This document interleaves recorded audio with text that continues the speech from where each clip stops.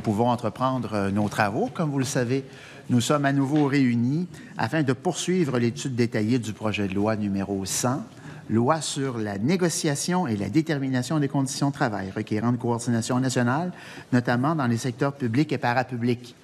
Et pour mesurer l'attention de nos invités, des étudiants de l'UQAM qui sont en droit, présentement avec nous, pouvez-vous nous répéter le titre du projet de loi? Ah, non. Non, mais soyez, c'est une façon de vous souhaiter la bienvenue. Très, très heureux de vous recevoir parmi nous. Très heureux d'avoir l'UQAM étant mon alma mater, très heureux de vous avoir avec nous. Alors, Monsieur le secrétaire général, y a-t-il des remplacements? Oui, Monsieur le Président. Mme Mallette-Huntington est remplacée par Mme Lachance-Bellechasse, M. Beauchemin-Marguerite Bourgeois par Mme Caron-Lapinière et Mme Zaga-Mendez-Verdun par M. Marissal Rosemont. Alors, merci beaucoup. Madame la ministre, hier soir, au moment de suspendre nos travaux, nous en étions rendus à l'étude de l'article 57 que vous n'aviez pas encore lu. Absolument, alors, je vous cède la parole. Alors, avec votre permission, on procède. Merci. Article 57. La politique de rémunération et de conditions de travail approuvée avec ou sans modification par le Conseil du Trésor et les modalités déterminées pour les suivis du déroulement des négociations lient l'organisme gouvernemental qui est tenu de s'y conformer. Donc, on reprend les règles qui sont prévues actuellement à l'article 69 de ce qu'on appelle la loi 37. 79, pardon. Bon, je vais la nommer une fois, là, c'est la loi sur le régime de négociation des conventions collectives dans les secteurs publics et parapublics, mais tout au long de nos travaux, nous l'avons nommée comme la loi 37, alors je continuerai à le faire de cette façon-là. Alors, Monsieur le député de l'Acadie. Oui. Voilà. Merci, Monsieur le Président. Alors, heureux de vous retrouver ce matin. Salutations également à la délégation de l'UQAM. C'est très important. J'ai eu le privilège, avant d'être un politicien, d'enseigner à l'université pendant de nombreuses années. C'était pas l'UQAM, mais bon, on ne peut pas être parfait. Mais très content que vous soyez avec nous. Je vous remercie. Avant de traiter directement de l'article 57, Monsieur le Président, si vous permettez, les cégeps et la Fédération des cégeps a réécrit, a écrit ce matin à Mme la ministre. J'imagine que vous avez reçu leur lettre. J'avoue que je n'ai pas pris connaissance. J'imagine que vous allez vous faire un plaisir de la mentionner.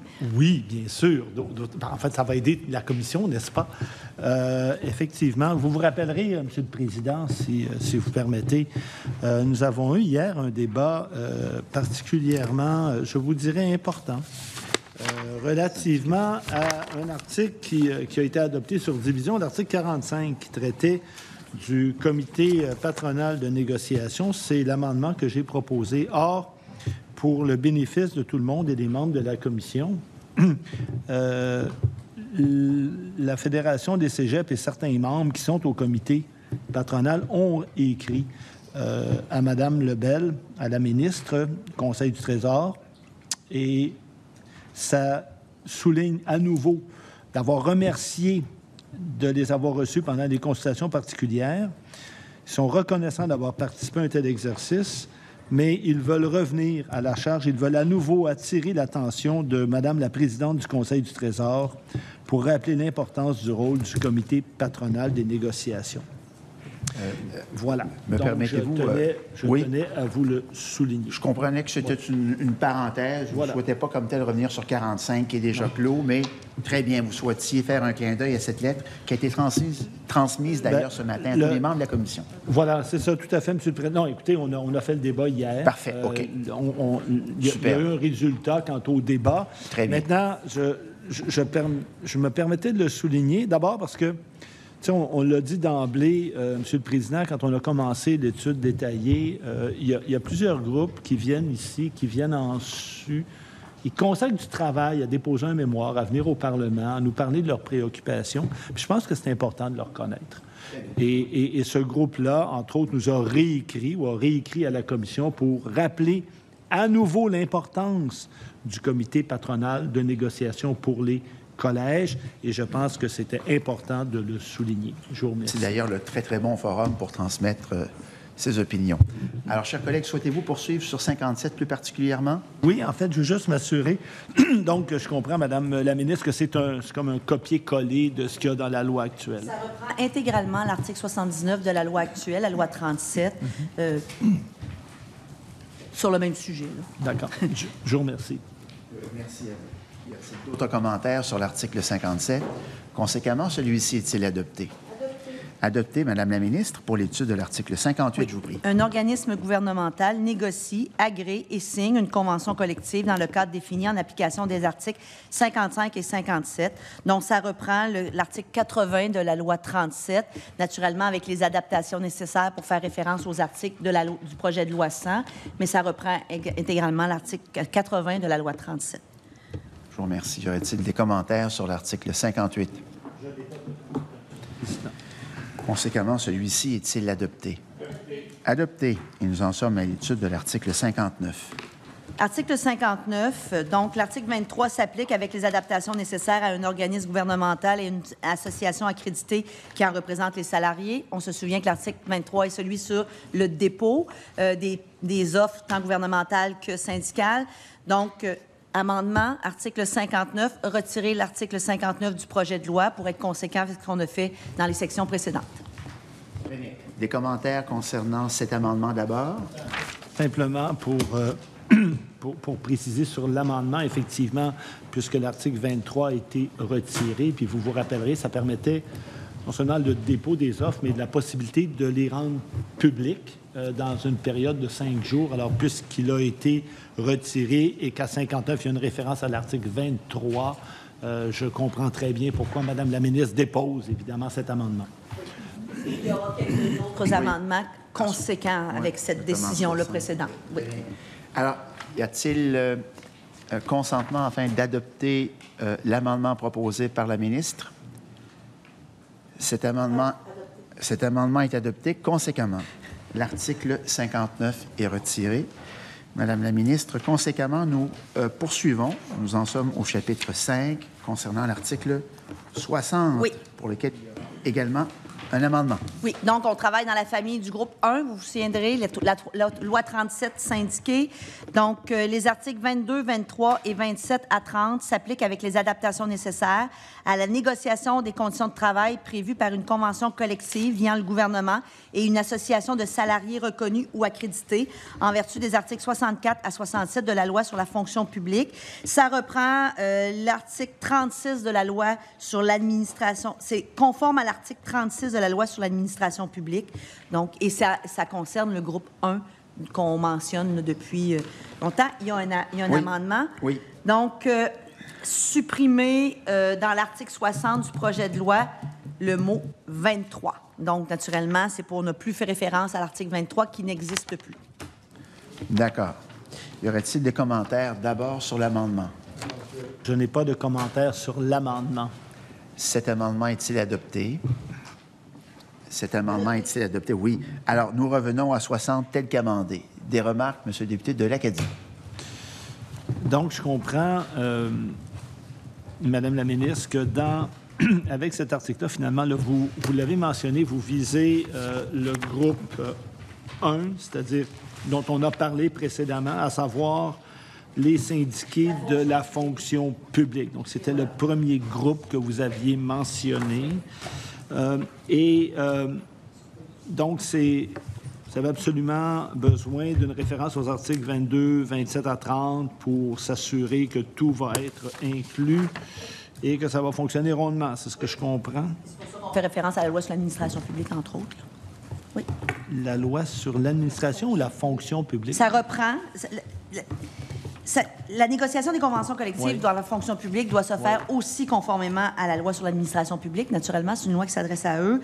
Donc, cet article-là vise à rendre applicables les dispositions des articles 22, 23 et 27 à 30 du projet de loi à ces négociations-là. Donc, c'est vraiment... Oui, mais résumons, là, c'est pour les négociations de la fonction publique qui font partie du groupe 1. OK. Oui.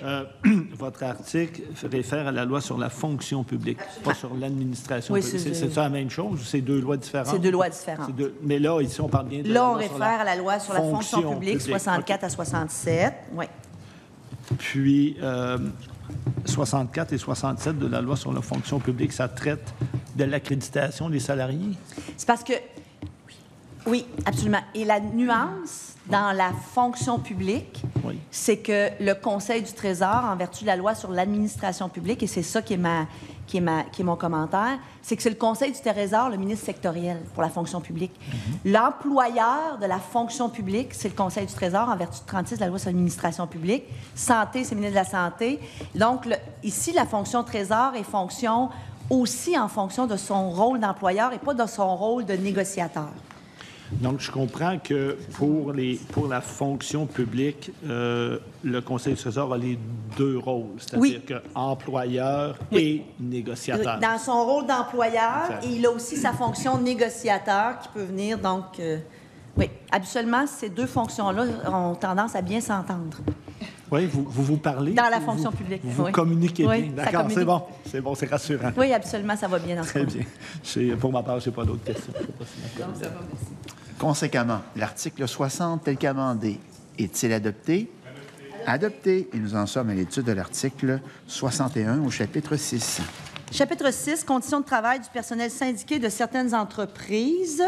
Donc, 61, le président du Conseil du Trésor négocie et agrée pour le compte de l'employeur les conditions de travail portant sur les matières visées à l'article 19 lorsqu'elles sont prévues par une convention collective applicable aux salariés des centres de la petite enfance visés par la loi sur les services de garde éducatifs à l'enfance, une convention collective applicable aux salariés des bureaux de coordonnateurs de la garde éducative en milieu familial visés par la loi sur les services de garde éducatifs à l'enfance qui ne sont pas des centres de la petite enfance, une convention collective applicable aux techniciens ambulanciers membres du personnel d'un titulaire de permis de service ambulancier ou répartiteurs médicaux d'urgence membres du personnel d'un centre de communication santé visé par la loi sur les services préhospitaliers d'urgence. En résumé très succinct, ça dit que le Conseil du Trésor s'occupe de la table centrale pour ces catégories-là. Parce que l'article 19, vous rappellerez, fait référence aux matières de la table centrale. Très bien. Des commentaires, chers collègues? Oui, merci, M. le Président. Donc, et vous l'avez mentionné à la toute fin de votre explication, d'où la référence à l'article 19. Parce que quand on se rappelle l'article 19, on parle des salaires, assurances, régime de retraite, droits parentaux. Ces entreprises-là entrent dans les catégories, la catégorie 3 dans nos grandes familles. 2, je Parce pense. qu'on avait 2 ou 3? C'est 2. 2? Oui. Okay. Là, j'y allais par Donc, cœur parce que je ne les ai plus devant moi, là, mais c'est la 2. CPE, préhospitalier. Voilà, exactement. Et donc, même si, dans ce cas-là, le Conseil du Trésor, contrairement à l'article précédent, le Conseil du Trésor n'est pas l'employeur, mais parce que ces organisations-là reçoivent des fonds de l'État, c'est donc le Conseil du Trésor pour la table C'est parce que même dans sectorielle. l'état actuel des choses, là, on parle de la table centrale. Dans le fond, on dit qu'elle s'applique à eux, puis la table centrale, comme vous le savez, elle est sous la juridiction du Trésor. Mais le chapeau Trésor du négociateur et non pas le chapeau Trésor qui est l'employeur de la fonction publique. On se comprend? Dans ce cas-ci, le Trésor, dans toutes ses fonctions, a des rôles différents. Et donc, selon la nouvelle nomenclature, donc, ça serait la table sectorielle. Est-ce que j'ai bien compris? Ici, c'est la table centrale. L'article 19, c'est la table centrale. Et le reste, OK. la notion de table centrale demeure. OK. La notion de table sectorielle demeure. Dans ce cas-ci, c'est la table centrale. Toutes les matières qui ne sont pas à 19 tombent par défaut dans la table sectorielle. Donc, on y va à contrario. Au lieu de nommer les matières de la table sectorielle, on dit voici ce qui est au central, le reste est au sectoriel. Et la seule différence que nous avons éliminée, ou ce que nous allons éliminer à la fin de ça, c'est les matières locales qui deviennent sectorielles par défaut. OK. Très bien. Je vous remercie. D'autres commentaires sur 61? Conséquemment, cet article est-il adopté? Adopté. Adopté. Et nous passons à l'article 62. OK. Donc, le gouvernement peut prévoir qu'un employeur visé à l'article 61, plutôt que le président du Conseil du Trésor, négocie et agrée des conditions de travail portant sur une matière visée au paragraphe 2 à 4 de l'article 19, que le président du Conseil du Trésor, plutôt qu'un employeur visé à l'article 61, négocie et agrée des conditions de travail portant sur une matière autre que celle visée à l'article 19. Et la décision prévue au premier alinéa doit être prise au plus tard le 180e jour précédant la date d'expiration de la convention collective devant être renouvelée ou de la sentence arbitrale tenant lieu de convention collective et n'a d'effet que pour la négociation des conditions de travail visées par ce renouvellement. C'est l'effet miroir de l'article 21 qui nous permet le ou, le fameux ou dont on parle à l'article 21, où les matières centrales et sectorielles vont-elles se négocier? Si rien ne se fait, c'est l'article 19 et le reste est à la sectorielle, mais il y a une capacité de prendre une matière centrale, l'envoyer au secteur, une matière sectorielle, l'envoyer au central. On l'a discuté à 21, on l'a discuté sur un autre article, et ça, c'est le 21 de la catégorie 2, si vous voulez. Bien. Très bien. Alors, d'autres commentaires sur 62, chers collègues? Oui. Est-ce que vous allez avoir éventuellement, parce que quand on a traité de 21, il y a un ajout à 21.1 parce qu'on a parlé du 180, du 240 jours. Est-ce que vous allez déposer éventuellement un amendement qui... Comme à chaque fois qu'on le fait, on l'a mis en point 1. On a fait 21.1. Je me souviens plus de l'autre article, point 1. Et il y a... donc ça s'en vient parce qu'en fait, je ne voulais pas qu'on l'oublie compte tenu de ce qu'on a fait précédemment. C'est pour ça que je le réitère pour les gens qui vont lire les transcriptions aussi. D'accord. Plus tard. Oui, ce sera sûrement très populaire. Alors, oui, très bien. Donc, non, j'ai pas d'autres questions. Très bien. Alors, est-ce que l'article 62 est adopté? Adopté. Et puis, je salue à nouveau, parce que le groupe de l'UQAM était scindé en deux, Madame la ministre, et le second groupe vient de joindre à nous. Toujours des étudiants en droit de l'UQAM, que nous saluons, bien sûr. Alors, Madame la ministre, pour 63, vous aurez un amendement. Non, j'ai 62.1 à introduire, ah, ben oui, si vous désirez. Absolument. Absolument, oui. si vous me le permettez, même, je dirais, avec beaucoup de déférence. Très volontiers. Alors, article 62.1, insérer après l'article 62 du projet de loi l'article suivant. Au plus tard, le 240e jour précédant la date d'expiration d'une convention collective visée à l'article 61 ou de la sentence arbitrale tenant lieu de convention collective, l'association accréditée peut représenter les salariés visés par cette convention ou par cette sentence transmet au président du Conseil du Trésor ses préférences sur l'attribution des matières que pourrait prévoir la décision prévue à l'article 62. Donc, c'est mon fameux 8 mois avant, 6 mois avant. Donc, on vient faire un effet miroir de 21.1. Il ne manque pas une virgule.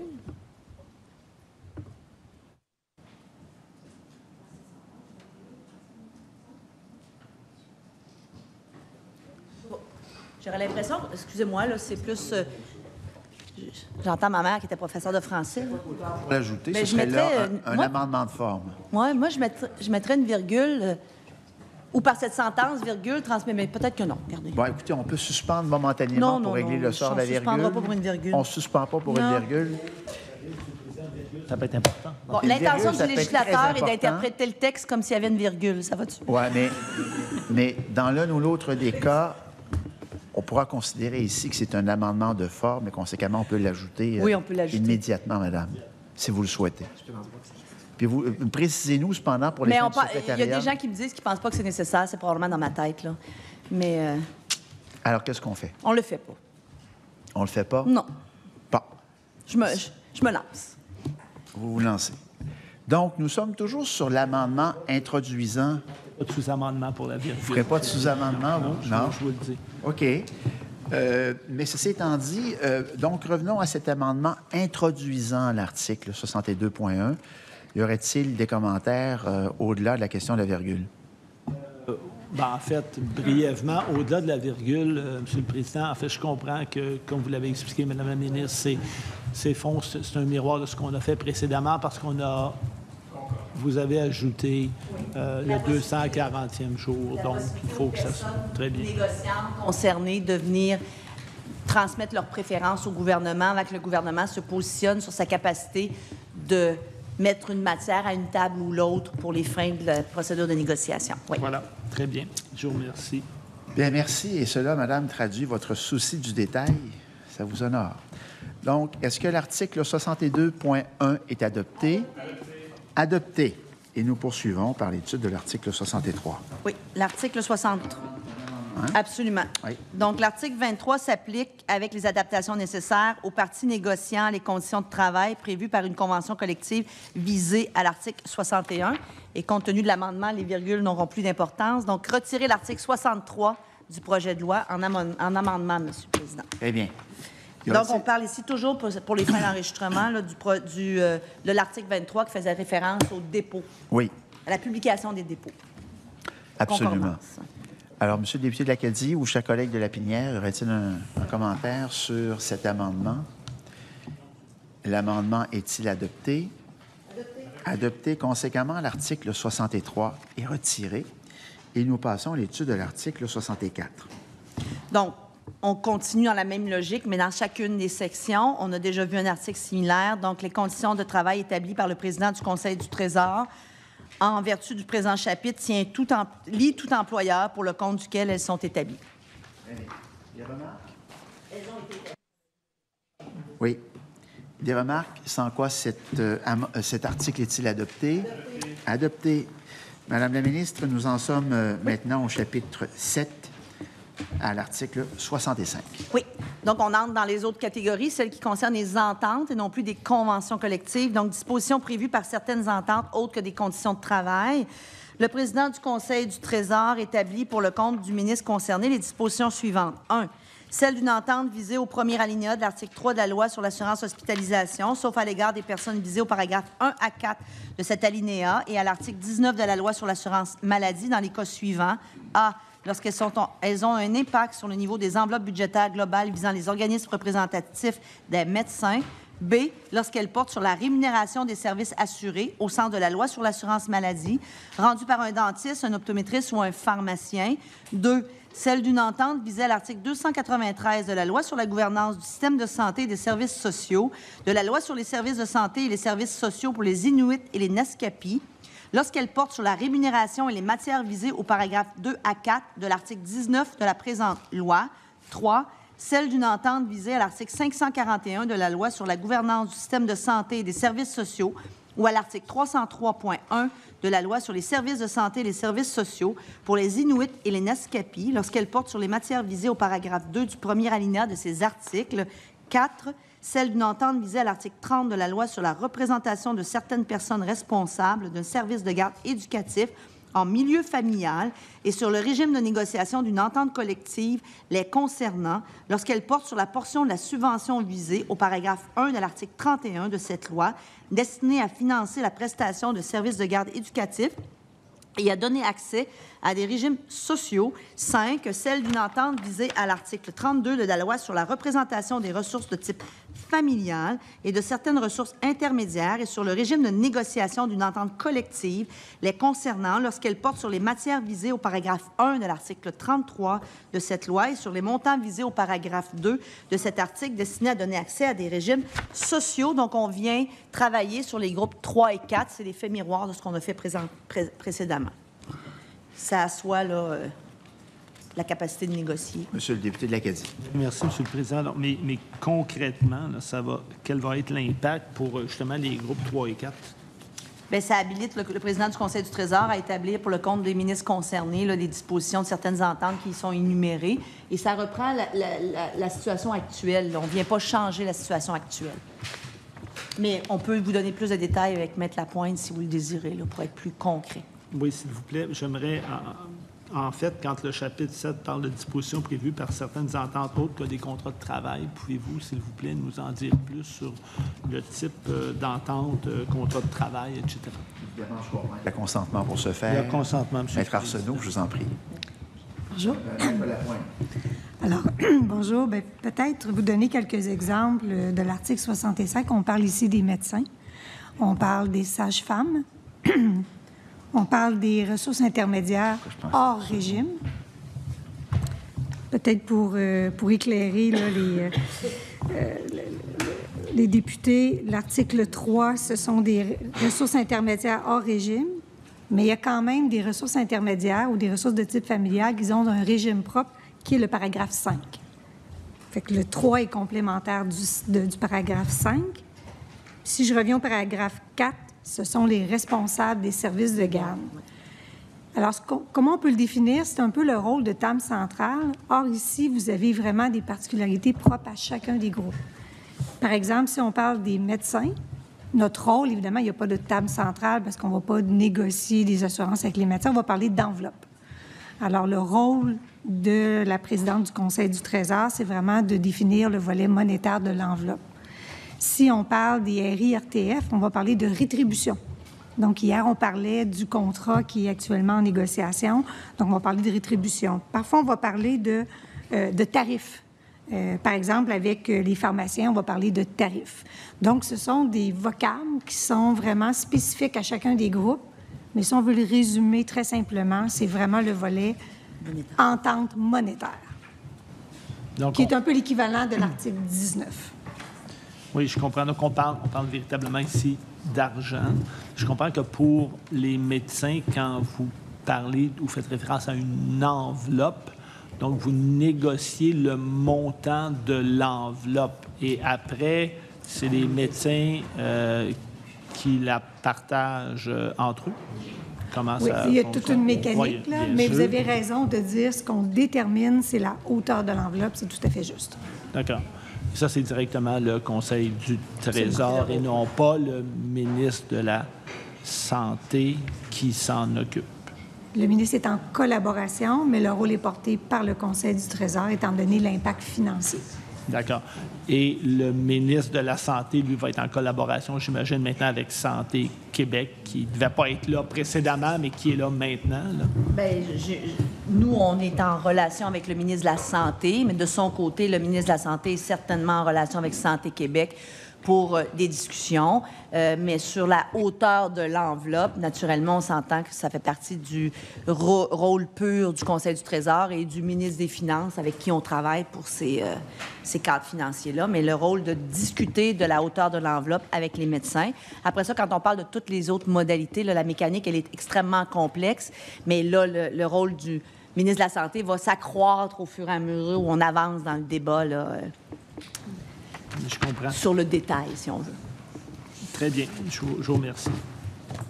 Alors, des commentaires additionnels sur l'article 65, sans quoi nous allons procéder à la mise aux voix. Cet article est-il adopté?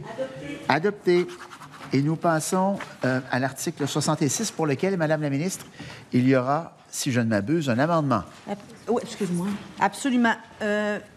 Oui, hein? Non? Je vais commencer par les 66, on pourra revérifier. Donc, En fait, il est au greffier, si je ne m'abuse. OK, laissez-moi lire 66, puis on va prendre 30 Parfait. secondes. Le gouvernement peut prévoir, 1, que le ministre concerné, visé à l'article 65, plutôt que le président du Conseil du Trésor, établit des dispositions prévues par une entente visée à cet article. 2, que le président du Conseil du Trésor, plutôt que le ministre concerné, établit toute autre disposition que le gouvernement détermine sur laquelle peut porter une telle entente. Et la décision prévue au premier alinéa doit être prise au plus tard le 180e jour précédant la date d'expiration d'une entente devant être renouvelée et n'a d'effet que sur la négociation des dispositions visées par ce renouvellement. Donc, c'est mon article 21 précédent qui me permet de dire le « ou ». Je devrais avoir un article après, pas un amendement, mais un article à 66.1 en principe et non pas un amendement à 66 si on continue. Alors, à ce stade-ci, Madame la ministre, on va suspendre. Parfait.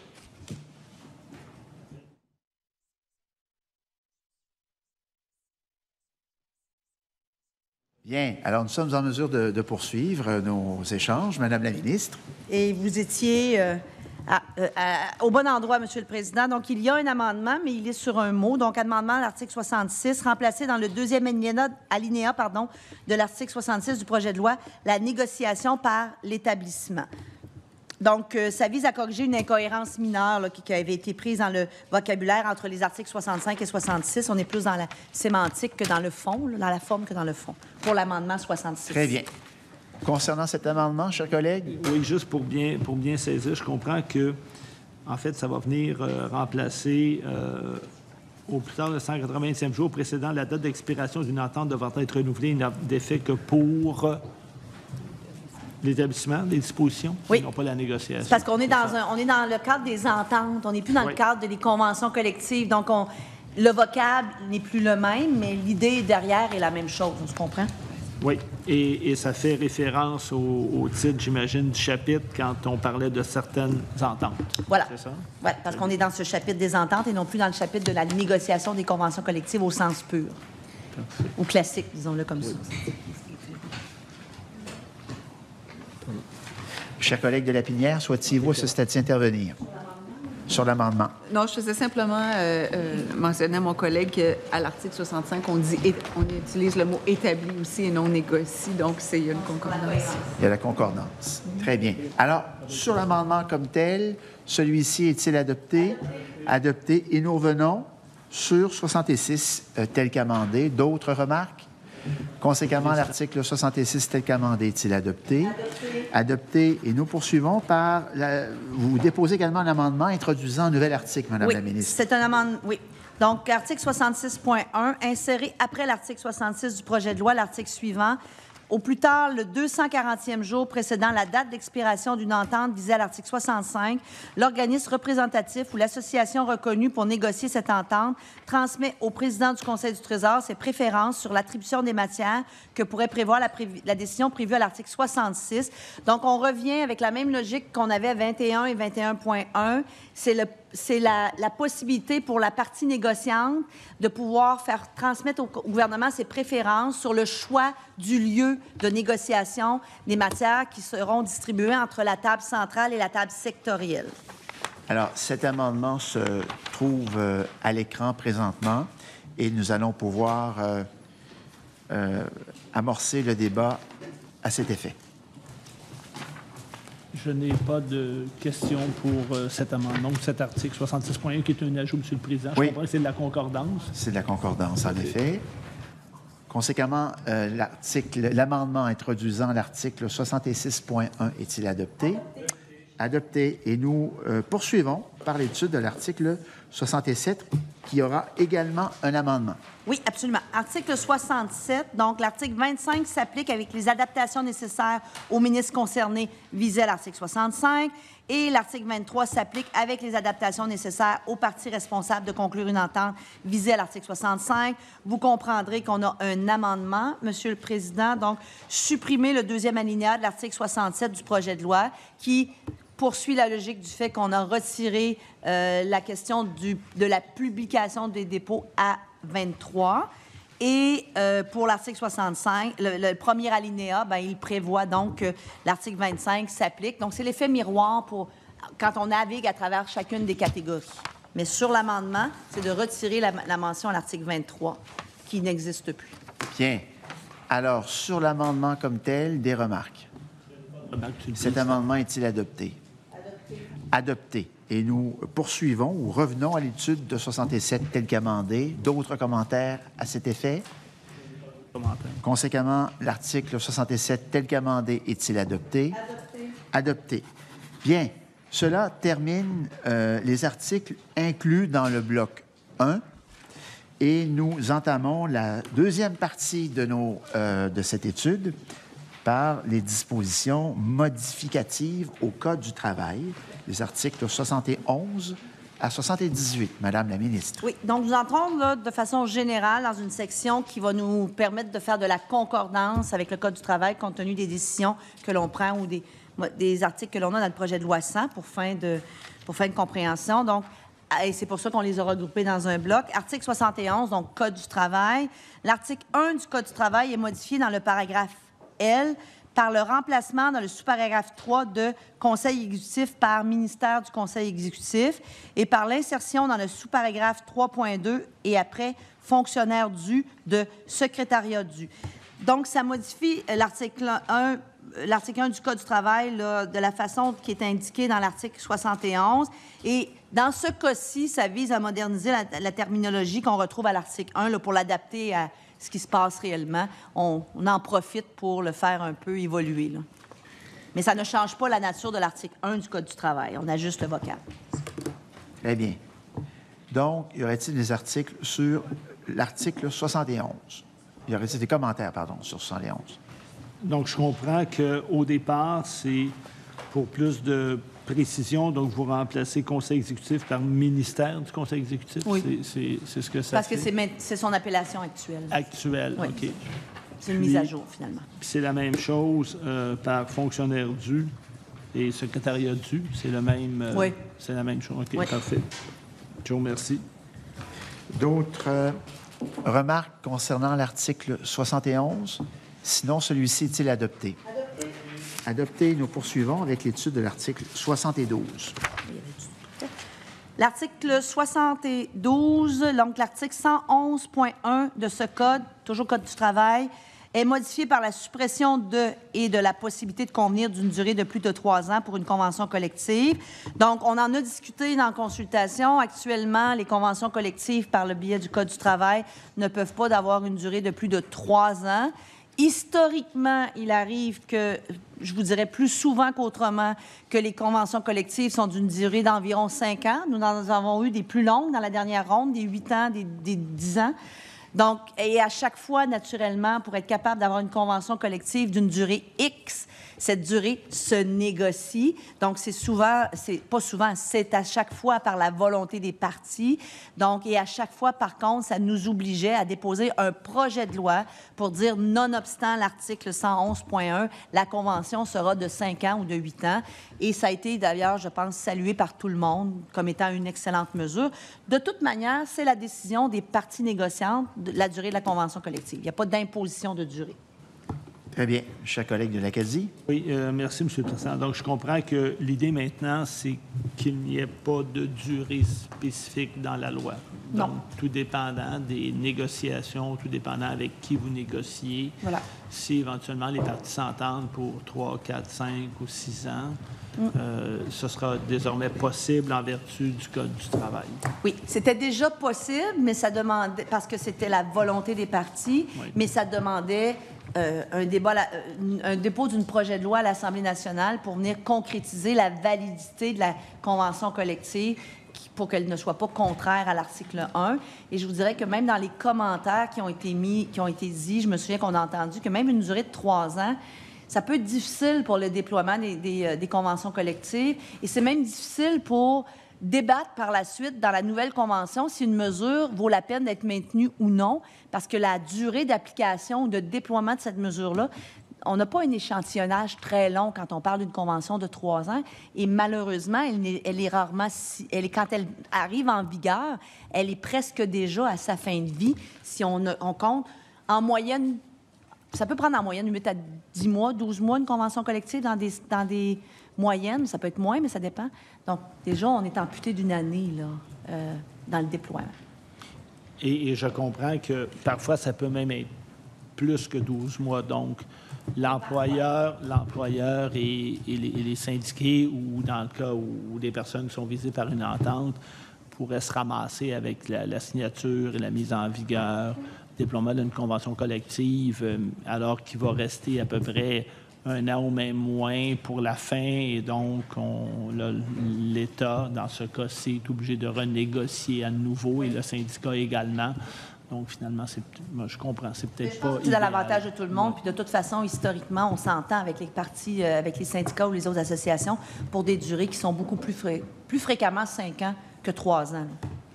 Et là, je comprends qu'il n'y aura plus de balises comme telles. Donc, à ce moment-là, ce sont les partis qui vont avoir la possibilité de négocier entre eux quant à la durée de la convention. Oui. Parfait. Je vous remercie. Et de Lapinière. Monsieur le Président, et est-ce que c'est vrai aussi pour les ententes? Oui, peut-être. Oui. Je sais que oui, mais je ne suis pas... C'est que ça dépend. Il y a des dépendamment du groupe. Il y en a qui sont visés par le Code du travail. Donc, à ce moment-là, cette disposition-là trouverait son sens. Mais lorsque des groupes, par exemple, comme les IRTF, qui ne sont pas, de mémoire, visés par le Code du travail, il n'y a pas cette disposition-là. Donc, il y a pleine liberté actuellement. Déjà. Actuellement, il y a oui, déjà liberté, donc ça ne change rien pour eux. C'est vraiment ceux qui sont prévus ou visés par le Code du travail. Puis même si je comprends que ce ne serait pas souhaitable parce que souvent, ça prend du temps avant de mettre en vigueur et tout ça, est-ce que en enlevant le 3 ans, est-ce qu'on pourrait se retrouver à avoir une convention qui serait signée juste pour 2 ans? C'est pas souhaitable et ça s'est jamais vu. Mais est-ce que je dis qu'exceptionnellement, des partis pourraient, pour des raisons que j'ignore, un jour, dans un dossier particulier, dire pour X raisons, parce qu'une transformation qui s'en vient pour n'importe quoi, on va faire une convention de 2 ans? Bien, ça serait possible. Mais de toute façon, le Code du travail actuel disait pas plus que 3. Donc, le 2 était déjà permis. On va se comprendre. Historiquement, je ne me souviens pas qu'il y ait déjà eu des conventions collectives de 2 ans. 3 ans, c'est court, on va le dire, dans la vie d'une négociation et d'une durée de vie d'une condition, surtout dans l'organisation du travail, parce qu'on comprend que les mesures salariales sont rétroactives et que les gens reçoivent leur plein salaire à la date du début de la convention. Mais quand on a une mesure de déploiement telle que réorganiser le travail, telle que modifier la séance d'affectation, bien, des fois, ça prend plus qu'une séance. Ça prend une séance ou 2 pour comprendre est-ce qu'on a fait le bon choix et est-ce qu'on doit renégocier autre chose. Donc, je pense que c'est une bonne affaire. Mais l'idée, c'est qu'aujourd'hui, ça ne nous empêchait pas de le faire. Mais quand on le faisait, ça faisait une procédure à l'Assemblée nationale pour dire que c'était nonobstant le Code du travail. Donc. D'accord, merci. Merci à vous, chers collègues de Lapinière. Monsieur le député de l'Acadie, Oui, toujours sur 72. Oui, toujours, Monsieur le Président, et merci à ma collègue pour son excellente question. Moi, je veux juste m'assurer que, et je comprends très bien le principe, je ne suis pas du tout en désaccord avec ce que vous voulez faire, là, mais compte tenu de la question de ma collègue, on a parlé précédemment au chapitre 7 des ententes qui couvriraient, par exemple, les médecins ou d'autres organisations de travailleurs. Donc, dans tous ces autres groupes-là, ils ne sont pas visés par le Code du travail et ce sont eux qui négocient la durée de l'entente. Donc, en fait, on n'oublie personne. Absolument. Okay. Maintenant, tout le monde va avoir le plein choix de négocier la durée de l'entente. Mais je veux juste dire que pratico-pratique, c'était déjà le cas. C'est juste que ça nous obligeait à une procédure supplémentaire. Et d'ailleurs, dans les 2 dernières rondes de négociation, j'ai déposé 2 projets de loi dans la première ronde parce qu'on a eu des ententes qui dépassaient 3 ans pour les constables spéciaux puis les gardes du corps. C'était 8 et 12 ans, je pense. Et dans cette ronde-ci, avant même le début de la ronde, quand on a comme en cours de ronde, on a eu des ententes de 5 ans avec le Front commun et on a déjà déposé un projet de loi nous autorisant à dépasser 3 ans pour le reste de la ronde. Donc, il a fallu le faire pour les 2 dernières rondes, là. Bien, merci. Et quand on parle, par exemple, des centres de services scolaires ou des centres de services scolaires qui sont visés par exemple, les cris des Naskapi, des Inuits, donc, ça, c'est la même chose. Et eux, ils sont régis par le Code du travail. Oui. D'accord. C'est bien. Merci. D'autres remarques sur cet article? Conséquemment, l'article 72 est-il adopté? Adopté. Et nous poursuivons par l'étude... Oui, 213. La section Code du travail. Oui. Donc, 73, l'article 111.2 de ce code est modifié 1 par le remplacement dans la définition de secteur public et parapublic du paragraphe 1 de collèges, les centres de services scolaires, les commissions scolaires et les établissements visés par la loi sur le régime de négociation des conventions collectives dans les secteurs publics et parapublics, par employeurs du secteur de l'éducation, de l'enseignement supérieur et du secteur de la santé et des services sociaux visés par la loi sur la négociation et la détermination des conditions de travail requérant une coordination nationale, notamment dans les secteurs publics et parapublics, indiqué ici l'année et le numéro de chapitre de la présente loi. 2, par le remplacement dans la définition de établissement du paragraphe 2 de établissement visé par l'article 1 de la loi sur le régime de négociation des conventions collectives dans les secteurs publics et parapublics par employeur du secteur de la santé et des services sociaux visés à l'article 6 de la loi sur la négociation et la détermination des conditions de travail requérant une coordination nationale, notamment dans les secteurs parapublics et parapublics. Donc, on vient ajuster le titre de la nouvelle loi parce qu'on faisait référence à l'ancienne loi 37. Donc, on va maintenant faire référence à la nouvelle loi qui aura un numéro, là, maintenant qui est le projet de loi 100. Bien. Des remarques sur 73. Conséquemment, cet article est-il adopté? Adopté. Adopté. Et nous voici rendus à l'étude de l'article 74. Oui. Merci, M. le Président. Toujours dans le Code du travail, l'article 111.3 de ce code est modifié par le remplacement dans le premier alinéa de le paragraphe D par les paragraphes D et E. Donc, ça apporte des modifications de concordance avec l'article 72 du projet de loi qui modifiait l'article 111.1. C'est la pure concordance.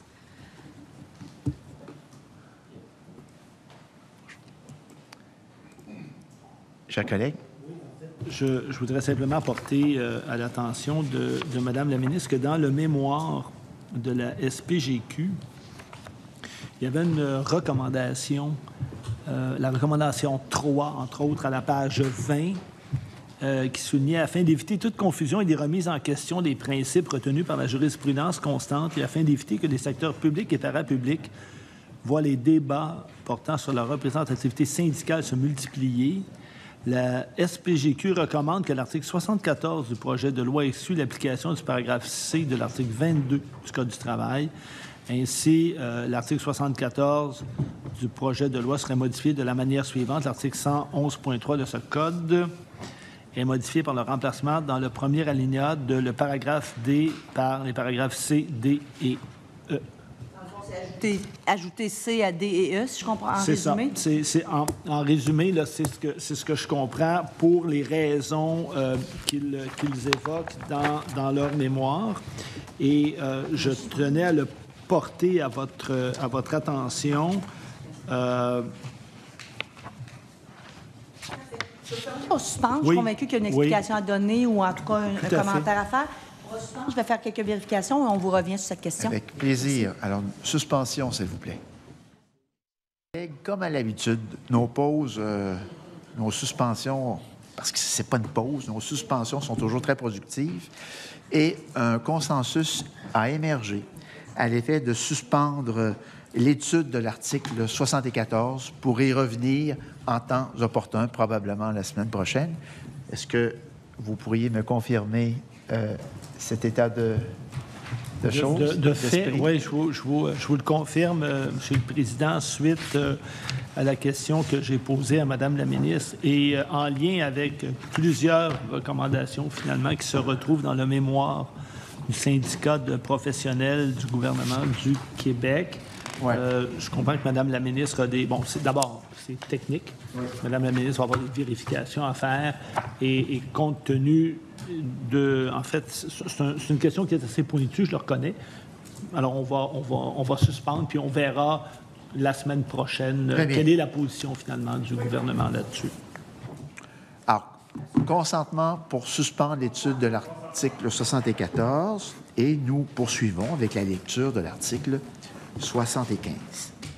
Merci, M. le Président. L'article 111.6 de ce Code est modifié, par le remplacement dans le premier alinéa de collège, un centre de service scolaire, une commission scolaire ou un établissement visé dans la loi sur le régime de négociation des conventions collectives dans les secteurs publics et parapublics par un employeur du secteur de l'éducation et de l'enseignement supérieur et du secteur de la santé et des services sociaux visé par la loi sur la négociation et la détermination des conditions de travail requérant une coordination nationale, notamment dans les secteurs publics et parapublics, indiqué ici l'année et le numéro du chapitre de la présente loi, et 2, par la suppression des 2e et 3e alinéas. Donc, c'est la modification de concordance et également l'ajustement du titre dans l'éventualité où le projet de loi 100 soit adopté.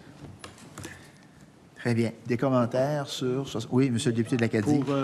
Pour la référence au nouveau titre du projet de loi, il n'y a pas de souci, là. Mais, donc, vous remplacez collège, centre de service scolaire, commission scolaire par un employeur du secteur de l'éducation. Et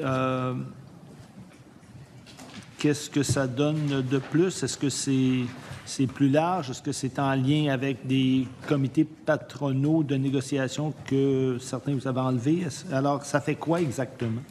Bien, c'est la même chose qu'on a fait d'ailleurs à l'article 73, mais ça vient juste ajuster le vocable qui désigne les mêmes personnes.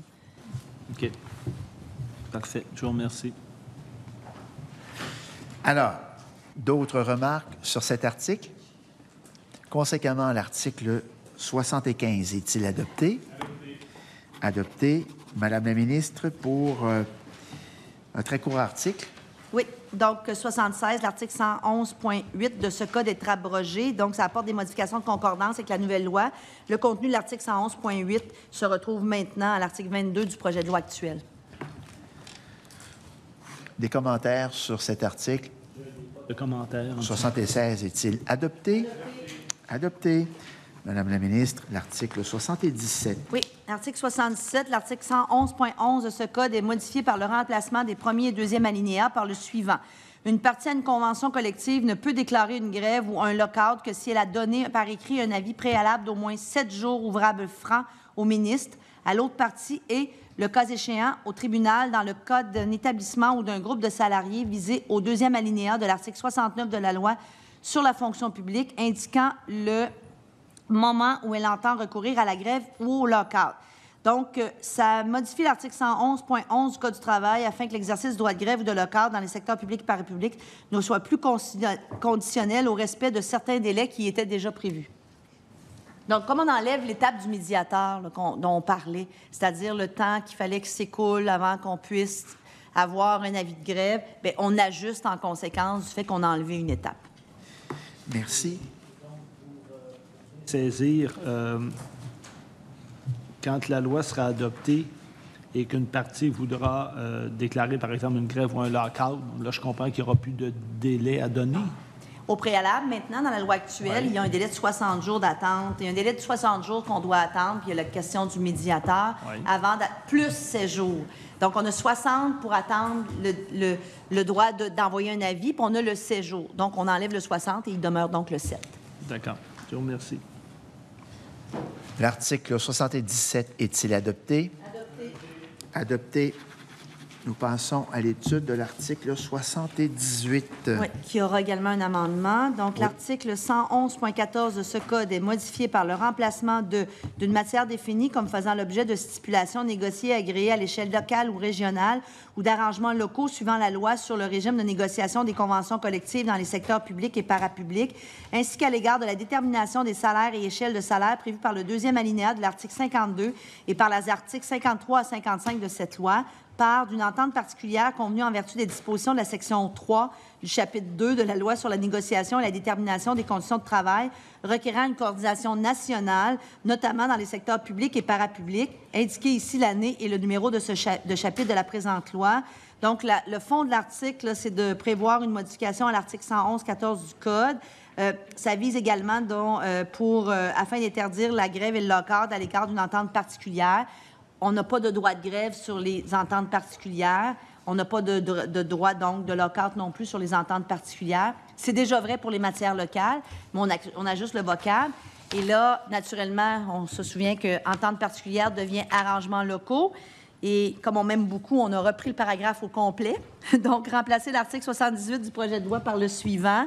L'article 111.14 de ce code est modifié par le remplacement d'une matière définie comme faisant l'objet de stipulations négociées agréées à l'échelle locale ou régionale ou d'arrangements locaux, suivant la loi sur le régime de négociation des conventions collectives dans les secteurs publics et parapublics, ainsi qu'à l'égard de la détermination des salaires et échelles de salaire prévues par le 2e alinéa de l'article 52 et par les articles 53 et 55 de cette loi, par d'un arrangement local visé par la loi sur la négociation et la détermination des conditions de travail requérant une coordination nationale, notamment dans les secteurs publics et parapublics, indiqué ici l'année et le numéro de chapitre de la présente loi. Donc, la seule différence entre l'amendement et l'article principal, c'est le terme « arrangement local » qui remplace « entente particulière ». Bien. Et le fond de l'article demeure le même. Sur l'amendement? Sur l'amendement, c'est un amendement de concordance. Je n'ai pas de question. Est-il adopté?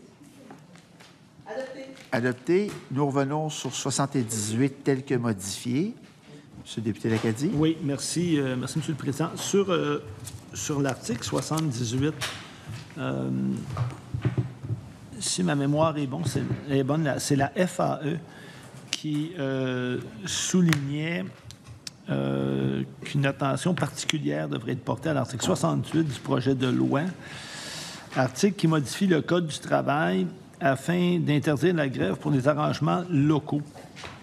On souligne que l'article actuel du Code du travail, parce que c'est à ça dont on fait référence, d'après eux, est possiblement inconstitutionnel, c'est leur texte, au moins en partie, et interdit la grève sur les ententes locales, les arrangements locaux et la négociation des salaires pour la 2e et la 3e année du contrat de travail. On nous soumet que le modèle actuel, donc la loi 37, repose sur un équilibre. Le droit de grève est suspendu pour les ententes locales, mais celles-ci continuent de s'appliquer tant qu'elles n'ont pas été modifiées d'un commun accord entre les parties. Ce compromis assurait un équilibre et je comprends, Madame la ministre, que c'est ce que vous nous aviez dit, c'est-à-dire que les ententes locales, présentement, si les parties ne s'entendent pas pour les renégocier, elles restent là. Les ententes locales, qui sont des conventions locales, collectives locales, donc les sujets des ententes locales, présentement, sont exclus du droit de grève ou de lock-out, déjà. Ces sujets-là, maintenant, comme ils s'en vont au sectoriel, et tant qu'ils restent au sectoriel, c'est-à-dire, vous rappellerez qu'on peut les prendre et les envoyer directement en arrangements locaux,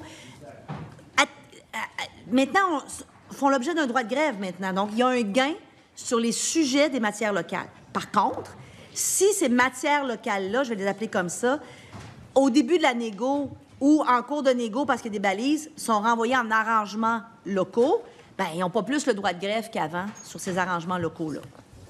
C'est ce que je comprends. Oui. La mécanique que vous nous avez expliquée, Oui. appelons-les des arrangements locaux là, pour les fins de notre discussion. Donc, si vous les envoyez à la table centrale ou sectorielle, là, à ce moment-là, il y a un droit de grève. Oui. Ouais, sauf qu'il n'y a rien qui empêche, par exemple, de la table sectorielle de renvoyer ça. Oui. Puis là, ils n'ont plus de droit de grève. Comme c'est le cas actuellement. Oui, je comprends. Ils ne perdent rien. Parce qu'ils ne l'ont pas actuellement, le droit de grève, sur ces sujets-là. Je comprends. Et ils l'acquièrent quand il fait partie de la négociation de la Convention nationale, parce que ça devient une matière sectorielle qui est d'intérêt national. Ils acquièrent le droit de grève. Je vais prendre les fameux casiers. Oui. Mettons que les casiers deviennent un sujet d'intérêt dans la Convention collective nationale. Puis à ce moment-là, ils pourraient faire le droit de grève sur l'attribution des casiers. Mais si au début de la négociation, tel que prévu par le projet de loi, on dit « ben non, on va l'envoyer en arrangement local », bien, ils n'ont pas le droit de grève sur les casiers, comme c'est le cas actuellement, parce qu'ils ne l'ont pas. Ils ne perdent rien dans ce projet de loi-là. Ça, c'est vraiment de la concordance avec le fait que si la matière demeure au niveau local, ils n'ont pas plus le droit de grève qu'avant, puis nous, on n'a pas plus le droit de lockout qu'avant. Par contre, ils gagnent le droit de grève si elle est négociée à un stade national. Je comprends. Maintenant, ce que la FAE nous indique, c'est qu'on fait référence à votre discours, Madame la ministre, et on nous rappelle que, évidemment, vous avez l'intention de déléguer de nombreux éléments de négociation au palier local. Alors, la question qu'il vous pose, c'est de déterminer, évidemment, quel sera éventuellement le rapport de force, puisque, présentement, si vous l'envoyez à la table sectorielle, il va avoir un droit de grève, mais vous avez la possibilité de le renvoyer dans un secteur qui est plus local. Donc, qu'est-ce qui arrive avec leur droit de grève et qui, finalement, va être en mesure, est-ce que ce seront les partis au national qui vont déterminer les modalités de négociation des arrangements locaux ou pas? Alors, c'est une question qui vous est posée, Madame la ministre. Bien, pour les fins de faire un lien avec nos débats précédents, vous vous souviendrez qu'à l'article 24, qui prévoit le mouvement entre la table sectorielle et... Je parle toujours de mon mouvement vertical. 21, c'est mon mouvement horizontal. 24, c'est mon mouvement vertical. Donc, le sectoriel, entre les matières sectorielles et les arrangements locaux, maintenant, dans le nouveau vocable, bien, nous avons réglé 4 enjeux dans l'article 24 par l'amendement qu'on a déposé suite aux consultations. Changer entente particulière par arrangements locaux, c'est peut-être le moindre. Et ensuite, cette question-là, et on a réglé la question avec l'amendement en disant que c'est les partis qui vont négocier. Donc, c'est leur syndicat à eux, c'est eux qui vont venir nous dire que si une matière redescend en arrangement local, comment on va régler le différend, si différent il y a. Ce sera négocié avec ces partis-là. Et je comprends... Ils n'ont pas imposé, comme je comprends. Oui, c'est ça. Alors, justement, je comprends que à la table sectorielle, il y aura une négociation et donc l'employeur ne pourrait pas imposer le fait que ça va retourner à une table locale. C'est négocié. Par défaut, c'est au sectoriel. Oui. Pour l'envoyer en arrangement local, ça doit être négocié. Et non seulement nous négocions la possibilité de le descendre en arrangement local avec le syndicat concerné, mais en plus, on négocie qu'est-ce qui va se passer quand il va redescendre. Comment ça va durer, la durée de cet arrangement-là, et s'il y a différent dans la négociation, c'est une discussion, là, parce que je prends juste le terme discussion parce que négociation engendre plein de droits, là, mais dans cette discussion-là, comment on va régler le différend si les partis n'arrivent pas à s'entendre sur l'arrangement. Donc, tout ça est négocié avec les partis. Donc, ils auront l'opportunité de nous dire, bien moi, je voudrais que la matière numéro 4 redescende, Puis, je voudrais que si on ne s'entend pas, ça soit réglé de telle façon. Et là, on négociera la possibilité de le faire. Et si on n'arrive pas à le négocier, bien, elle va rester au sectoriel et ils ont le droit de grève sur cette matière-là. Donc, c'est déjà réglé la façon dont le différend se règle, c'est-à-dire c'est le droit de grève. Je vais dire comme ça. Mais si c'est renvoyé il n'y a pas de droit de grève, mais on va négocier la façon dont le différend va se régler. Très bien. Et ça va être négocié à la table sectorielle. Absolument, entre les parties. Donc, en fait, quand on avait... Dans la loi actuelle, il y a une liste de sujets, de matières qui peuvent être discutées de façon locale. Ma compréhension, c'est que ces matières-là peuvent remonter à la table sectorielle. Ou non. Non. Dans l'acte actuel des choses, ce n'est pas permis. On le fait avec le consentement des syndicats dans la dernière négociation, mais ça dépend de notre interprétation de la loi 37. Mais moi, je vais vous dire que je vais prendre l'interprétation que pour l'instant, c'est pas clair que c'est permis de le faire. OK. Mais on le fait de consentement avec les syndicats. Ils ont signé en bas de la convention collective. Et d'ailleurs, une grande partie des débats que nous avons eus, avant même de discuter du contenu, c'est si on avait le droit de faire ce « ou » là. D'accord. Le « ou » étant le lieu et non le pas lieu, le « ou » avec tout à fait, un « ou » de lieu. Je comprends qu'avec votre projet de loi, ces matières-là, maintenant, peuvent remonter à la table sectorielle. Non seulement elles peuvent, elles sont de facto à la table sectorielle, mais elles peuvent redescendre à la table, je vais dire table locale, là, au niveau local, au niveau local, mais ça doit être négocié. Donc, je ne peux pas, comme gouvernement, unilatéralement dire « elle descend au local ». Le syndicat ne peut pas unilatéralement dire « je la garde au local ». On doit négocier parce qu'elles sont de facto maintenant au sectoriel et de facto, elles ont le droit de grève attaché si elles demeurent au sectoriel. Oui, c'est ce que je comprends. Donc, si entre les parties, il n'y a pas d'entente sur toutes ces matières-là, ça va rester au sectoriel. Avec un droit de grève. Et là, il y a un droit de grève. Voilà. Bien. Et ça, c'est bon pour... tous ceux qui ont des matières locales.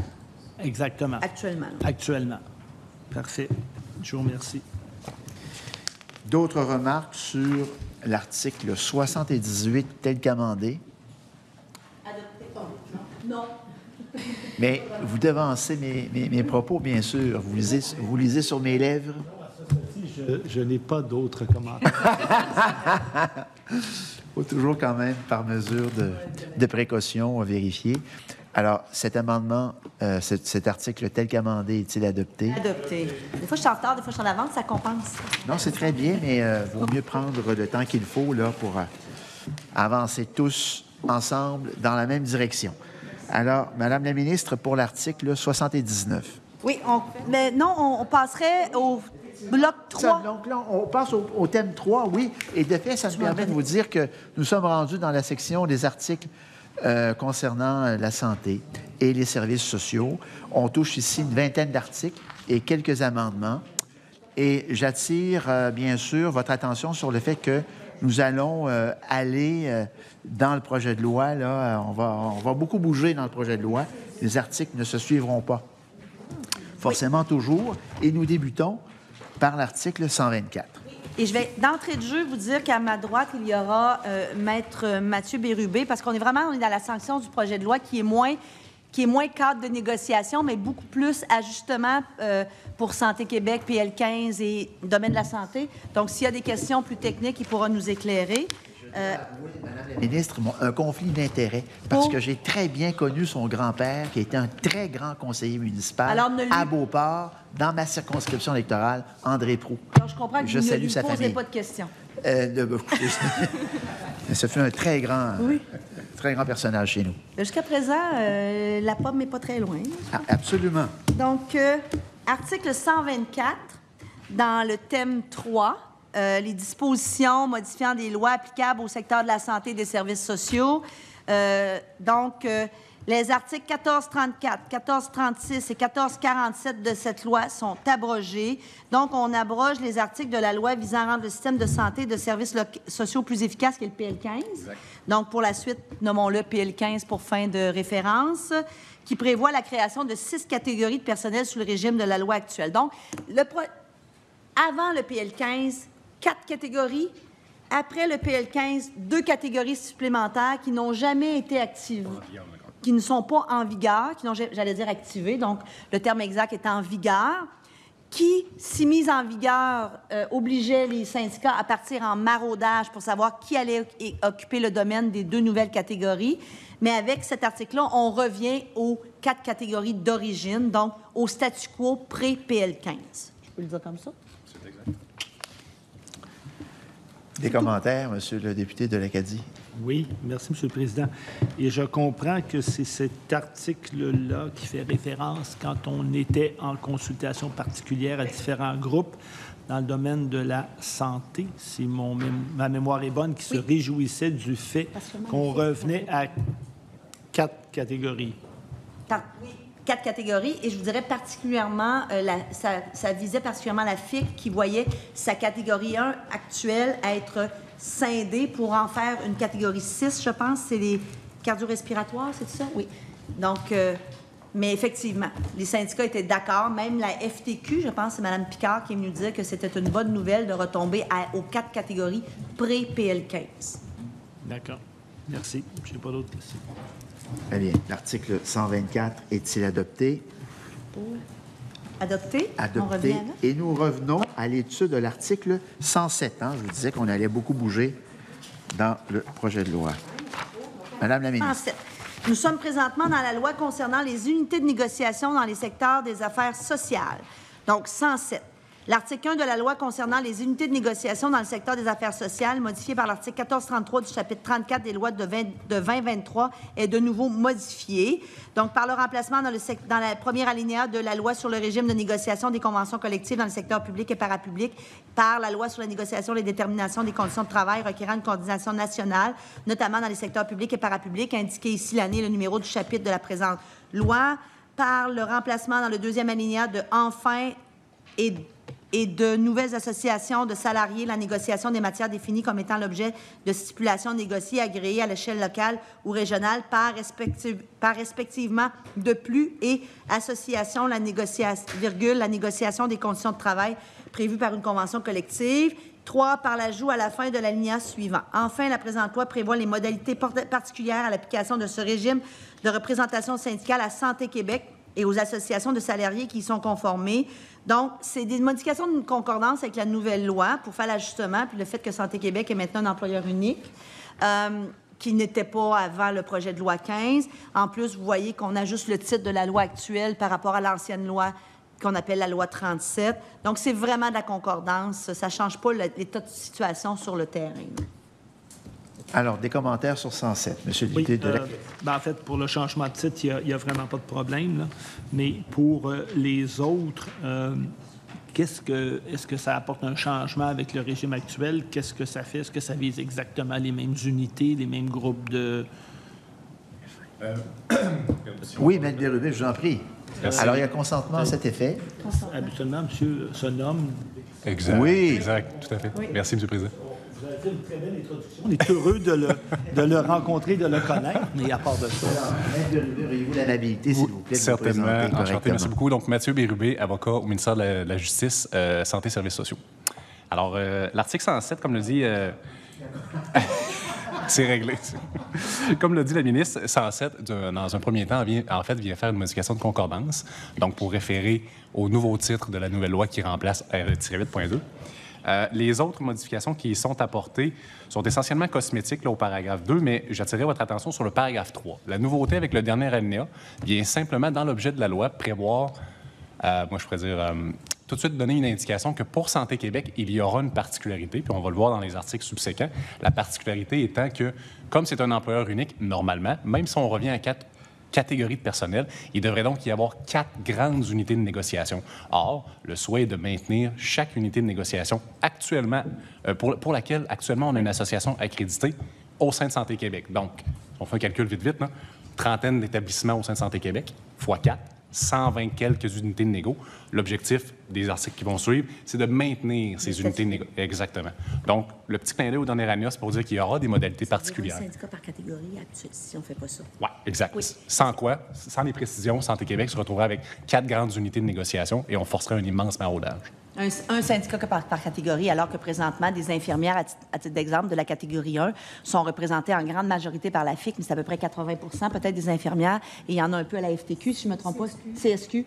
Donc, pour Sainte-Justine, à titre d'exemple, ils ne sont pas avec la FIC, mais en tout cas, je ne veux pas rentrer là-dedans. La FIC a la vaste majorité, mais n'a pas la totalité. Si on ne fait pas ça, ça veut dire qu'il y a des syndicats qui vont se trouver exclus de la catégorie 1, à titre d'exemple. Fait qu'on aurait un syndicat par catégorie. La volonté de maintenir une espèce de plurisyndicalité par catégorie, donc on doit faire les concordances.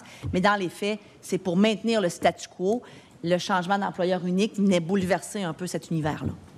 Et je comprends que dans l'état actuel des choses, comme vous l'avez mentionné, il y a déjà des syndicats qui représentent, mais qu'une partie des employés. Oui. Donc, ça assure également une espèce de comment dirais-je, de situation stable, oui, plutôt que de bouleverser et provoquer un grand maraudage. Ce que ça ferait, c'est que ça provoquerait un maraudage, oui, sur une plus grande échelle.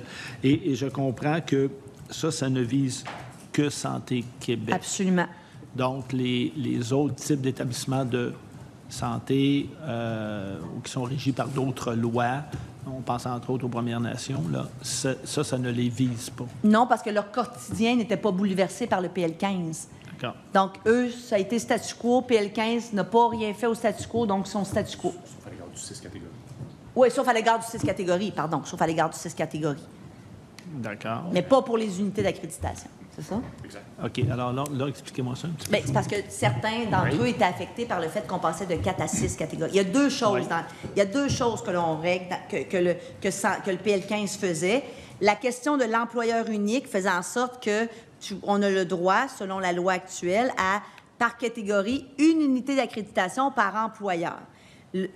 Comme on le voit en éducation, l'employeur étant les centres de services scolaires, je me tourne, hein, centre de services scolaires, bien, c'est pour ça qu'on a un peu de CSQ, puis un peu de FAE, puis un peu, parce qu'on est capable d'avoir, dans les enseignants, plusieurs.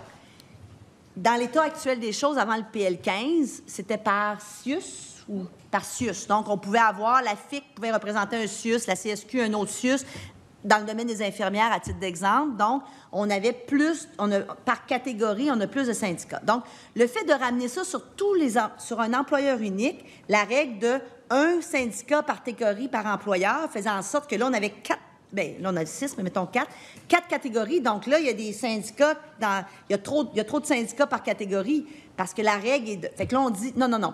Même, nonobstant le fait que Santé Québec est un employeur unique, on va continuer à permettre, plus qu'un syndicat, le statu quo, finalement. Dans d'autres cas, et la deuxième partie, qui est pas reliée, mais il y a des impacts collatéraux, mais qui n'est pas reliée, c'est qu'on disait, au lieu de 4 catégories, il y en a 6. Donc, même si on oublie l'employeur unique, on vient quand même modifier par employeur 6 catégories. Donc, là aussi, il y a du mouvement puis il y a du maraudage. Donc, il y a des cas pour lesquels, uniquement pour Santé Québec, le passage d'employeurs multiples à employeur unique, il y a un impact. On règle ça pour le statu quo. Et d'autres que vous nommez, c'était l'impact des catégories, mais on leur ramène à 4 aussi, donc on règle ça. Donc, tout le monde va redevenir pré-PL15. D'accord. Merci. Il y aurait d'autres remarques ou considérations à formuler sur l'article 107? Sans quoi nous allons procéder à sa mise aux voix. Cet article est-il adopté? Adopté. Adopté. Et nous passons à l'étude de l'article 108 pour lequel il y aura, Madame la ministre, un amendement. Merci, Monsieur le Président. Donc, cette loi est modifiée par l'insertion après l'article 1 du suivant. 1.1. Pour l'application de la présente loi, les établissements du secteur des affaires sociales correspondent aux employeurs du secteur de la santé et des services sociaux visés à l'article 6 de la loi sur la négociation et la détermination des conditions de travail requérant une coordination nationale, notamment dans les secteurs publics et parapublics, indiqué ici l'année, le numéro du chapitre de la présente loi. Il y aura on parle de l'ajustement du titre. Il y aura ici un amendement. Donc, remplacé dans l'article 108 du projet de loi, cette loi est modifiée par l'insertion après 1 par l'article 1.1 de cette loi est modifiée par le. Donc, ce que ça vise à faire, c'est, ça va se lire, donc, l'article 1.1 de cette loi est remplacé par le suivant au lieu de cette loi modifiée par l'insertion après l'article 1, c'est ça? Oui. Ça, c'est plus une question. Ça n'a pas vraiment d'effet sur le fond, là, on se comprend? Alors, allons-y d'abord sur l'amendement. Y aurait-il des commentaires? Je n'ai pas de commentaire. Cet amendement est-il adopté? L'article adopté. Conséquemment, l'article 108 tel qu'amendé est-il adopté? Adopté. Adopté. Et nous poursuivons, Madame la ministre, avec 109. l'article 109 pour lequel il y aura aussi un amendement. Oui. Cette loi est modifiée par l'insertion après l'article 3 de la section suivante, ancienneté. 3.1. Malgré toute disposition contraire, le salarié qui passe d'une unité de négociation formée au sein d'un établissement du secteur des affaires sociales à une autre telle unité conserve l'ancienneté accumulée en vertu de la convention collective qui s'appliquait à lui avant ce passage, et cette ancienneté est alors réputée accumulée en vertu de la convention collective qui s'applique à lui après ce passage. Donc, ça prévoit le maintien de l'ancienneté accumulée par un salarié lorsqu'il passe d'une unité de négociation formée au sein d'un établissement à une autre telle unité. Également d'une unité de négociation formée au sein d'un établissement à une autre unité dans un autre établissement.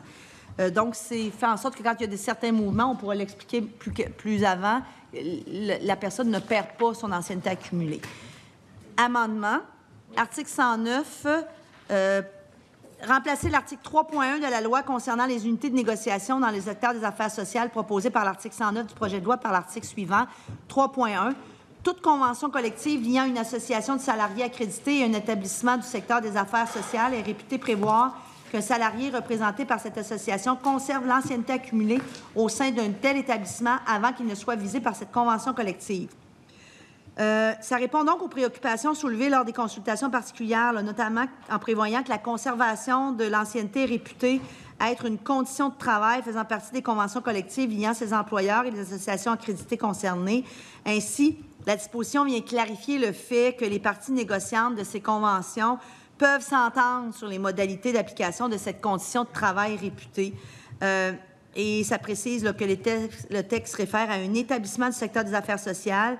Cette expression est définie là, à l'article 1.1 de la loi concernant les unités de négociation dans le secteur des affaires sociales, comme visant les employeurs du secteur de la santé et des services sociaux qui sont visés à l'article 6 de la nouvelle loi. Donc, on vient préciser suite aux commentaires faits en consultation, notamment par la PTS, effectivement. Alors, des remarques sur l'amendement. Donc, je comprends que l'amendement a été apporté suite aux consultations particulières et aux commentaires pour couvrir les situations qui nous ont été finalement énoncées pendant les consultations particulières. Pour rassurer sur les préoccupations et couvrir. Là, on pourra... Oui, parce qu'effectivement, pendant les consultations particulières, il y a des groupes qui étaient inquiets quant à toute la question de l'ancienneté. Fait que là, je comprends que dans le domaine de la santé, quand on parle d'un salarié, c'est de ça dont on vise. Donc, on ne parle pas de tout le monde, là. Mais là, dans leur cas, toute la question, évidemment, de leur, finalement, leur ancienneté va être conservée.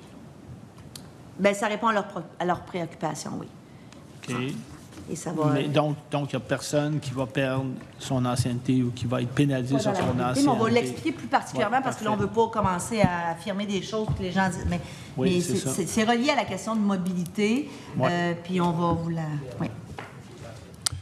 Donc, rebonjour. Effectivement, l'idée de 3.1 par l'amendement, donc on jette les bases. Là, et ultimement, ici, c'est simplement de ne prévoir que les conventions collectives qui lient les établissements du secteur des affaires sociales, donc tous ceux qui sont visés également par notre nouvelle loi, l'article 6, se voient conserver leur ancienneté qu'ils auront accumulée par le passé au sein d'un tel employeur à travers, disons, leur carrière au sein du réseau de la santé.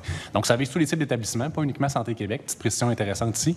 L'autre élément, pour répondre aux préoccupations qui avaient été soulevées par les parties syndicales, c'est l'utilisation des mots comme le passage. Ils souhaitaient comme des balises puis prévoir des explications plus précises.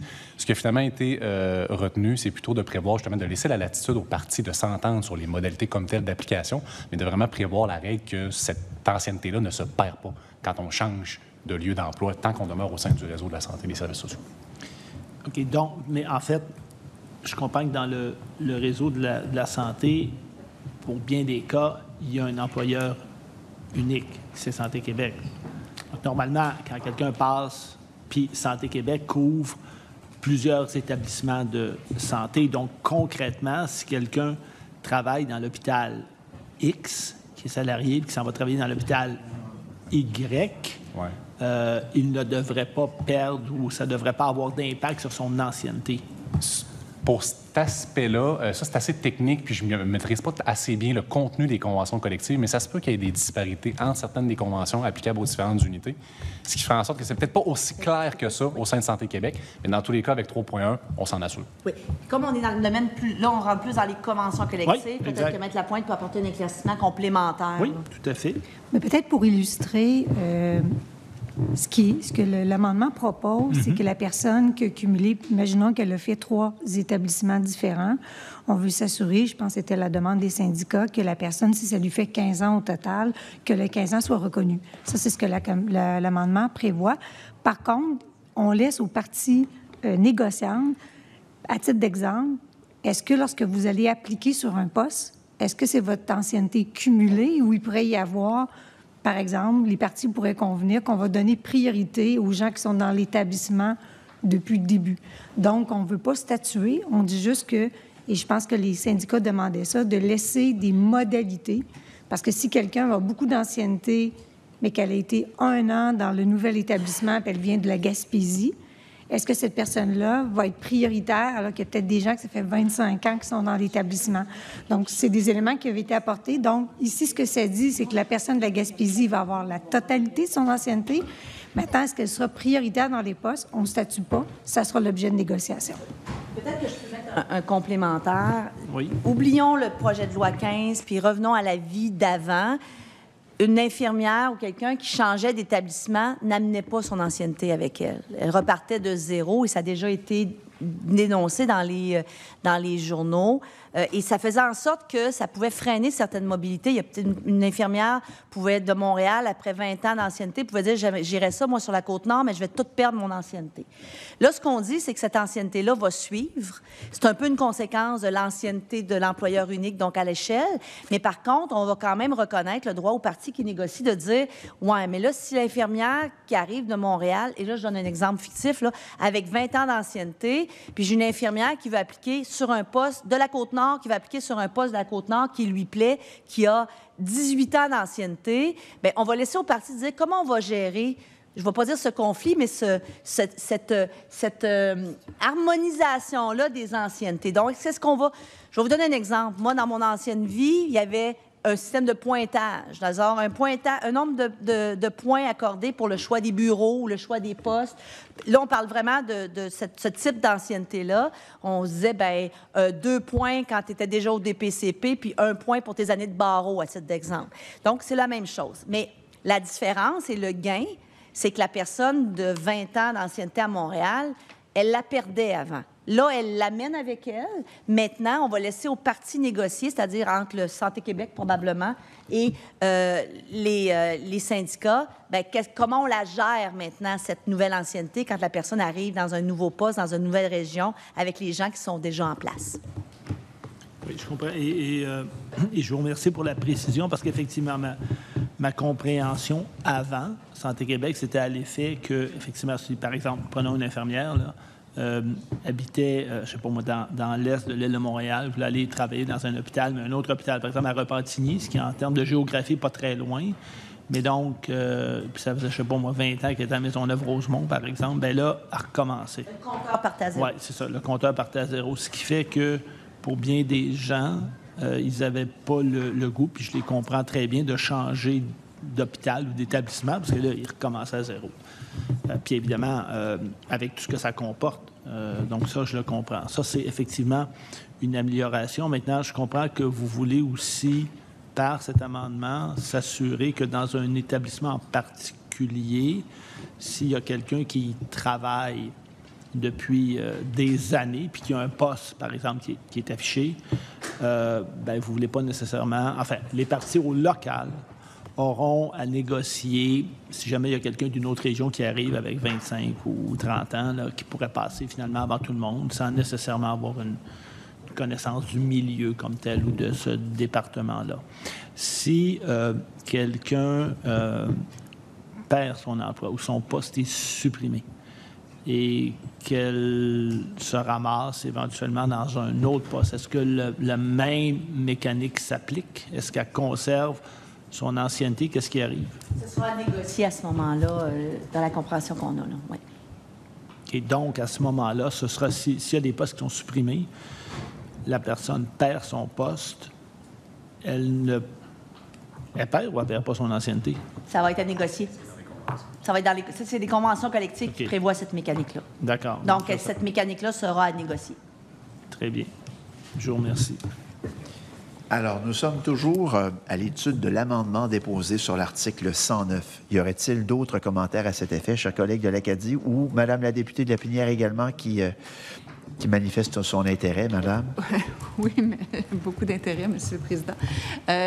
Qu'est-ce qui arrive actuellement avant le PL 100 si quelqu'un perd son poste dans un établissement, il perd son... Ça dépend des conventions ça dépend de chaque endroit. Je vais vous répondre la réponse plate. Là. OK. C'est prévu dans les conventions collectives et je ne les connais pas toutes.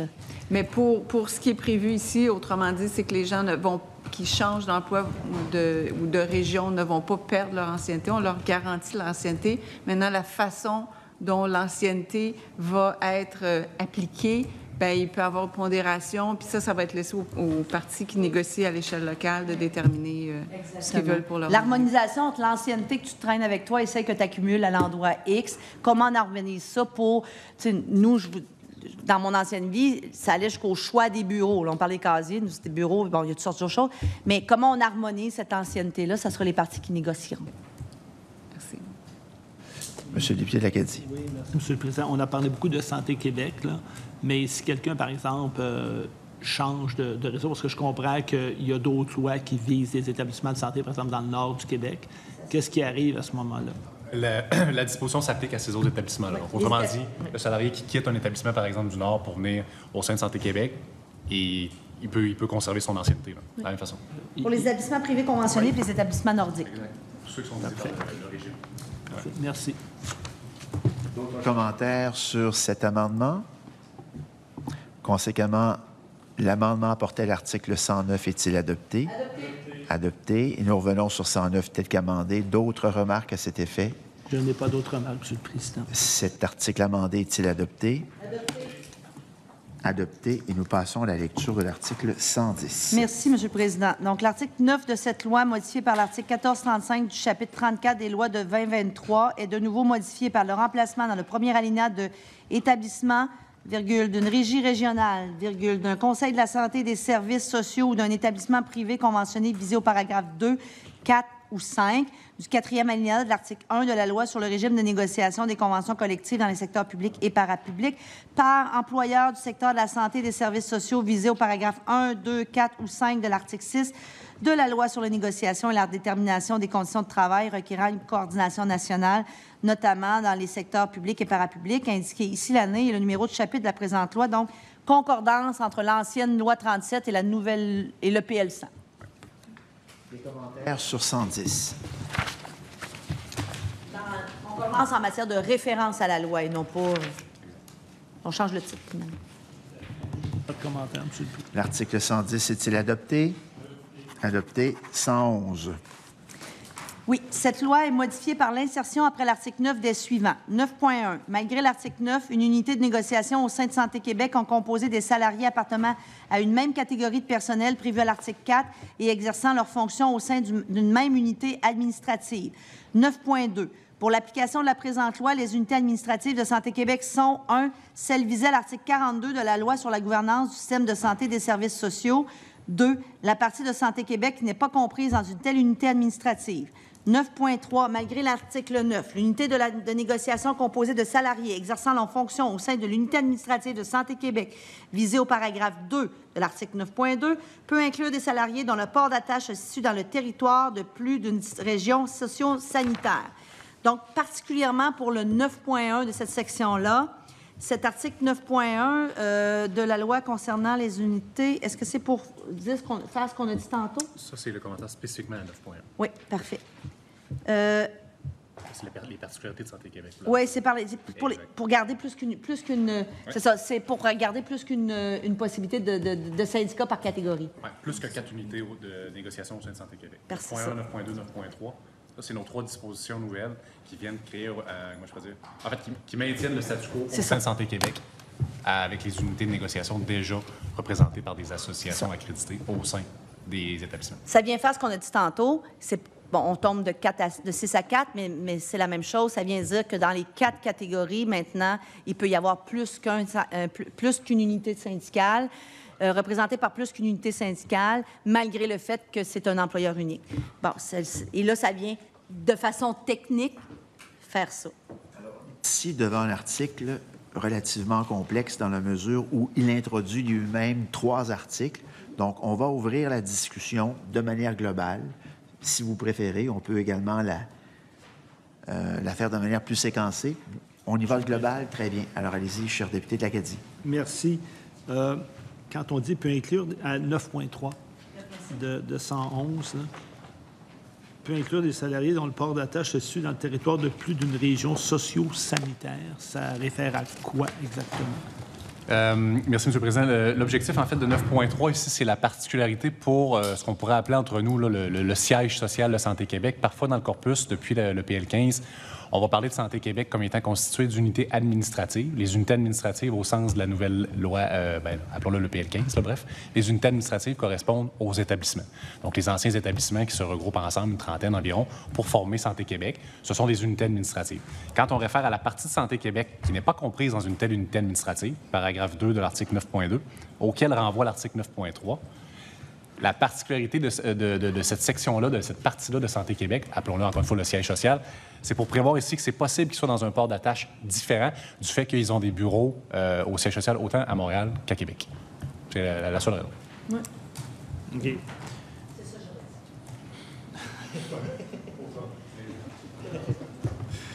OK, donc en fait, c'est pour inclure l'ensemble des salariés qui se ramassent au siège social de Santé Québec? Exact. Autrement dit, pour permettre... C'est comme une exception à la règle qui dit que normalement, l'unité, les salariés qui forment l'unité doivent être dans le même port d'attache.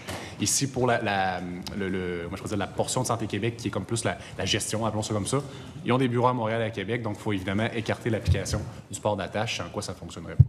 Et c'est pour ça que vous référez à l'unité administrative de Santé Québec. Exactement. Le paragraphe 2 de 9.2 n'étant pas les établissements comme tels, mais bien... Siège social, Oui, ben c'est ça. Exact. Ouais. OK. Parfait. Je vous remercie. S'il n'y a pas d'autres commentaires, nous allons procéder à la mise aux voix de l'article 111. Cet article est-il adopté? Adopté. Alors, chers collègues, compte tenu de l'heure, nous allons ajourner nos travaux à mardi matin prochain. Bon week-end à toutes et à tous.